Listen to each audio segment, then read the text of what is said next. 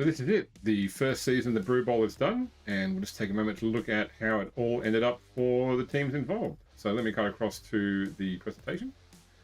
So if you're watching this, you should know by now that the Drakes won the competition in the end, taking out the Mountaineers in the final. So look, and that team led through a lot of the competition. I think that Wood Elf teams either tend to go pretty poorly at the start and then can never recover, or if they manage to avoid injuries and they can actually survive right through and do some good work, and also got pretty good with some of the skill roles they picked up too, some useful stuff as well. So yeah, the Wood Elves getting a convincing victory over the Mountaineers in the final. Let's look at the remaining four teams from the finals. So first off, we had Spoon with the Ironhold Hammerers. So he ended up winning his third place match against the Griffins in extra time, the only game which went to extra time. And he managed to get through pretty much unscathed. So no significant injuries on his team, no deaths obviously. I think that Spoon went through the entire tournament with no deaths, and that's, I guess, part of the dwarf durability with armor 10 on most characters, I think armor 9 on a couple of characters. Otherwise, pretty hard overall to injure. Yeah, unfortunately got knocked out in the semi-finals, so I had to go play for third place, but I had a great third place match against the Griffins. So Spoon will go into the redraft with the cap of 800,000 to build for Season 2. Onto the High Peaks Mountaineers. So obviously Lawson played the final against the Wood Elves.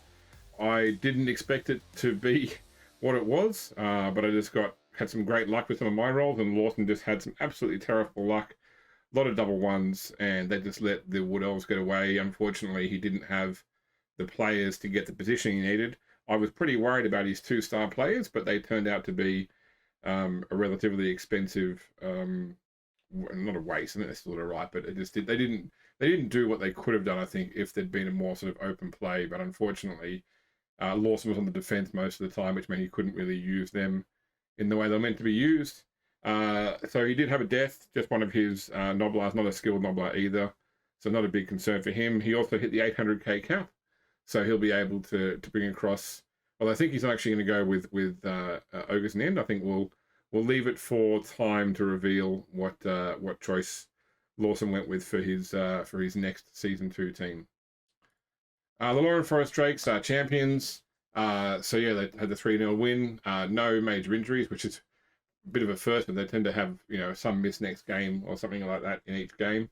But they got through unscathed, and Midi, their catcher, who has been in since the first game, was the first player to get a skill. Took another skill, getting sidestep. That particular character, we've been started using tool play to track the stats, and of course, if you total up all touchdowns plus casualties plus completions plus kills as like a total overall performance, Midi led the competition. In fact, because of the touchdowns in this last game, Fazieth, the War Dancer, actually equaled her with 11 total. So hers were 11 touchdowns. Fazieth was, I think, 7 touchdowns, 4 casualties.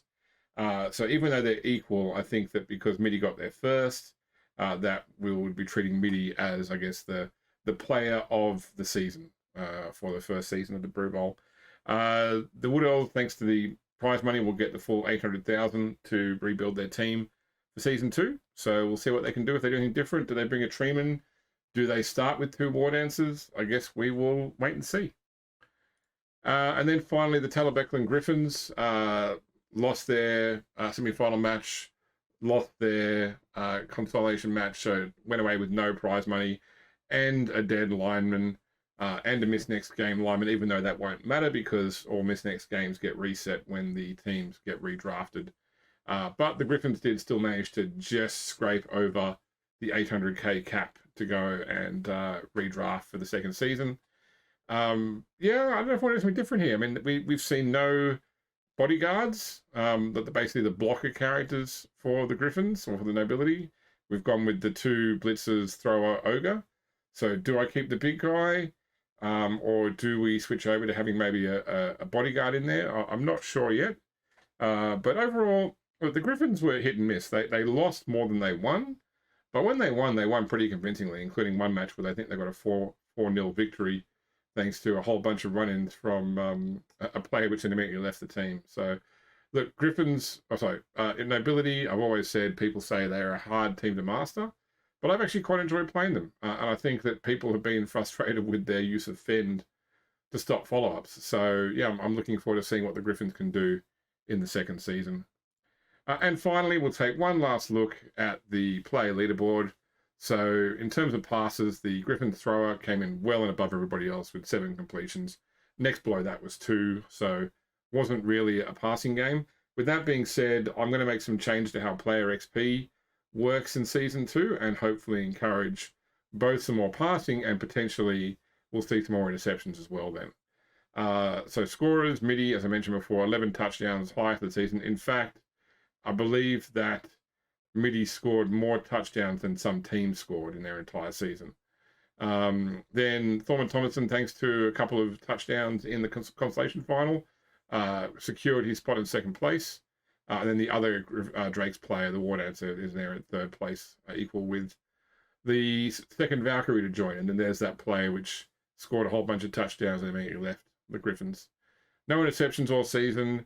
Most deadly, once again, Rain Lewison jumped over Fazieth thanks to the constellation match and took the lead in that particular area, so giving him the most overall casualties.